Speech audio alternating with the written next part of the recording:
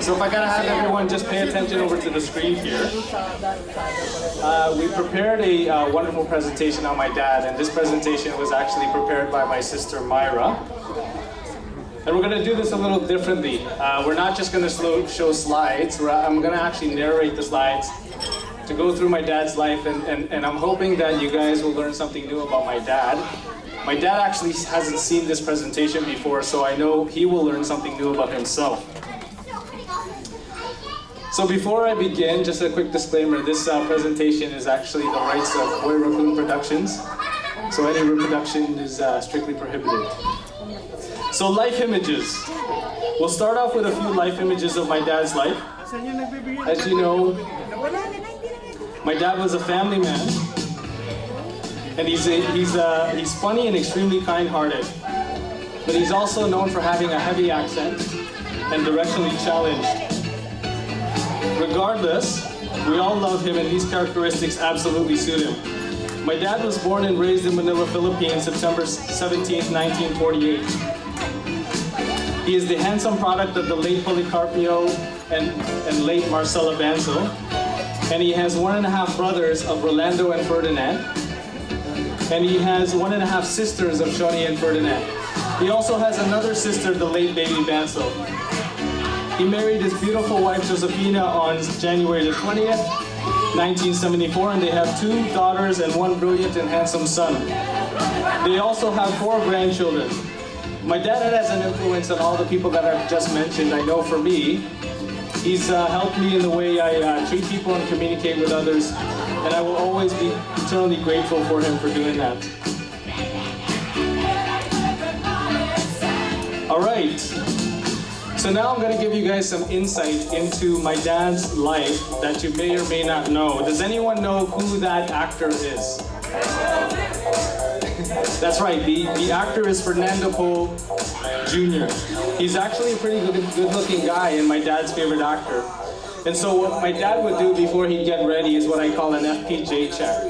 And the FPJ check is he would get ready, look at himself in the mirror, throw a couple punches and say, do I look like Fernando Poe? And if the answer was yes, he was ready to go. And because of this, he was noticed by many fashion agencies, and he was signed by a leading men's fashion magazine called Alpha Male Fashion. And as part of this company, my dad patented a term with the company, and the term, I'm not sure if you guys have heard the term. The term is a noise that people make when they show extreme approval. Can anyone tell me what that term is? No. So I'll give you another hint. It's a noise that we actually make when you see Kuya Toto in one of his crocodile pictures. You guys don't know? It's ah, right? So help me out here. As I go through my dad's life or pictures, I want you guys to help me out with the word ah, okay? So here we go. First picture. Ah, right? For what? The beige sweater with the matching loafers. Ah, ah, right? Next one. Help me out. Ah, for what? He's got the knee up on the wood. Right? Ah. The next one. Ah, right? What is that for? That is for the necklace outside the sweater. My dad actually started the necklace. It was hard times when he first came to Canada, so he did what he could with a thin 4-carat gold necklace. The next one. Ah, for what? My dad was an engineer back home, so no one could pull a bridge sweater like my dad. All right, so we actually had we had some people that actually tried to copycat my dad, and they tried to get the same reaction, but they actually coined the opposite term, and I call it nah. Right? So help me out with this. We have the first one here.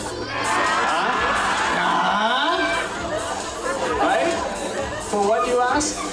Come on, bro. He's got pink shirt with a black tie and black sweater with white socks. Nah, right? Next one. Nah. For what? You can't tuck in a long sleeve sweater, man. Right? Who does that? You do that, man. The next one. Nah. For what? You guys can't really see that, but that's snowflakes on a felt shirt in the middle of summer. It doesn't make any sense, right? And then last but not least, we have nah, right? For what? Do I need to say anything? Huh? Do I need to say anything? Okay, I'm gonna leave this one up a little bit longer just in case you're taking notes of what not to do, right? Okay, but going bad, no one could do it like my dad. One more time. For what? He's got a unzipped jacket in minus 40-degree weather with summer loafers. That's my dad.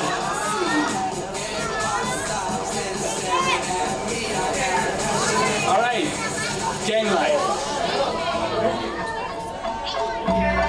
I gotta let this tune marinate a bit. Okay, I believe a few of you know that back in the day, my dad was a gang leader.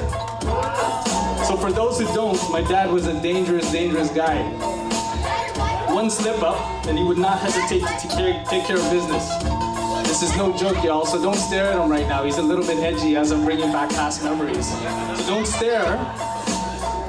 He's actually, as thugs may put it, jack you up, son.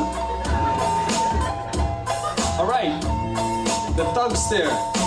When my dad was in a gang, he mastered what every thug mastered. It's called the thug stare. It's a look that says, what you looking at, fool? You looking to get jacked?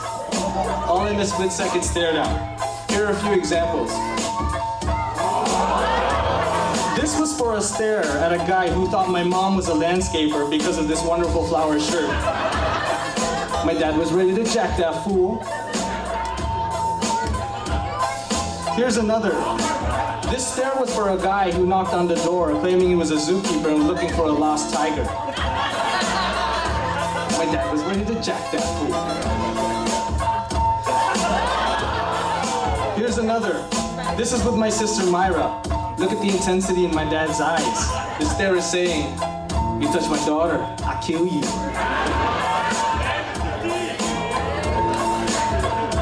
And here's the coldest one of all. Actually, I got lucky at getting this on film. If you see this stare and he takes his glasses off, watch out. As thugs would say, he about to jack a fool up.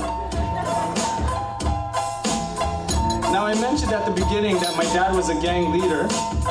Here's a picture of my dad's gang.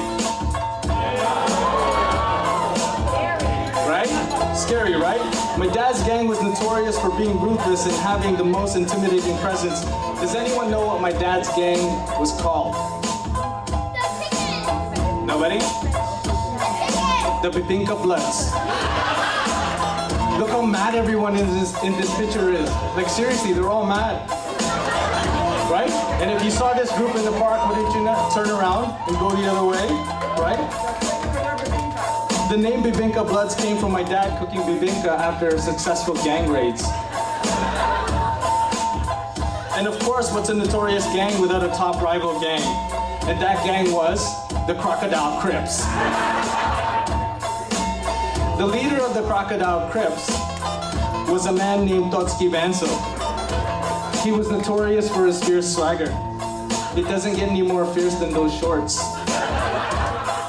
And if you notice, Totski used to date my mom. My dad stole her from him. Totski was so mad. So my dad eventually decided to get out of the gang life. But he could not stay away from the adrenaline rush of being involved in criminal activity, but this time he wanted to do it for good. He decided to become a secret agent. So here's my dad as a secret agent in the Philippines. After my dad moved to Canada, he continued to work covertly for the Philippines and had to adapt to the North American dress. Hence the black tux. Can anyone tell me what my dad's secret name is? He's got it. Introducing the Boy Raccoon. Now my dad nicknamed Boy Raccoon was very fitting. Known for being a pudgy, slow animal, the raccoon is persistent, assertive, and fearless when it comes to doing something they need to do. For anyone who's had raccoon problems, you know what I'm talking about. They're also known for having dark masks and camouflage to avoid detection. Here's my dad and some examples of the masked boy raccoon.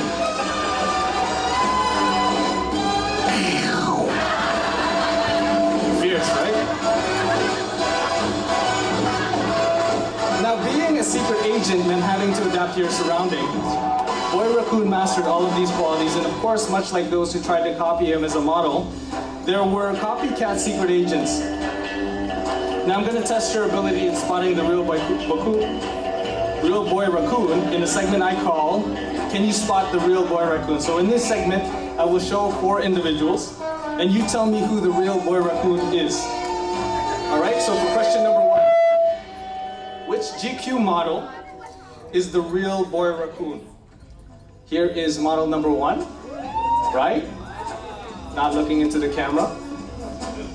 Model number 2, again not looking into the camera. We have model number 3, suited model, and then we have GQ model number 4. And if you notice here, he's looking into the sun and then covering his eyes with his hand. Interesting move. So who's the real boy raccoon?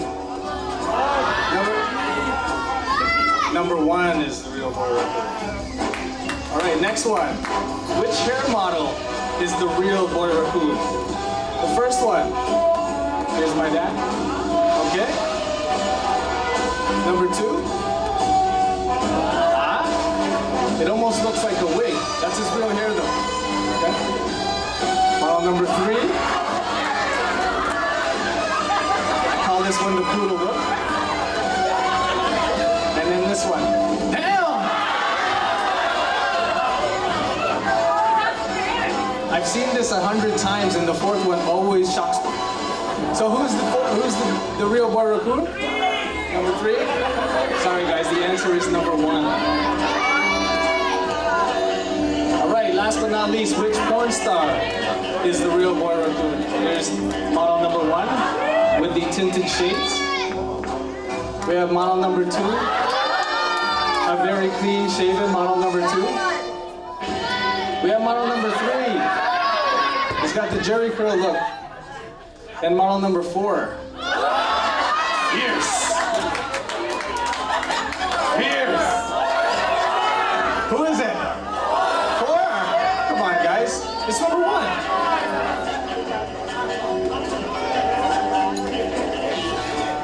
Alright, as my dad got older, he realized he needed to make a change in his career because, as you know, being a secret agent is very stressful. And one of the benefits of being a secret agent was that he got to travel around the world and establish many great relationships with high-ranking individuals. And these relationships afforded him the opportunity to represent several countries as their foreign ambassador. My dad's primary objective was to maintain peace with threatening countries. So here's the first one. This was a meeting between Cambodia and Vietnam. As you can see, both men are still a little upset. This meeting was set up as both countries wanted to claim the rights to the rice field hat. And unfortunately, they came to negotiate a co-patent preventing the 2 countries from going to war. Here's another meeting between Mexico and Saudi Arabia. This was relatively a quick meeting as both men had many things in common, such as glasses and mustaches that never fully grew out. This meeting was set because both countries wanted the rights to horseback riding excursions, and fortunately, they came to a peace treaty. And last but not least, this is another meeting between India and China. They decided to hold this meeting in Niagara as both men loved how their hair looked in the breezy mist of the falls. This was an extremely important meeting because had my dad not been part of this negotiation, we would not have any Hakka restaurants such as Tangerine and Frederick's. A peace treaty was signed between the 2 countries. And at some point, we all have to move on to new things, and after a few years, my dad decided to retire from his political career. We now come full circle. So as the presentation closes, I hope you've learned something new about my dad's life. And regardless of the ups and downs of his life, he's never really strayed away from his sense of humor, his life for his family, and his kind character. Heck, he even made bibingka for his gang.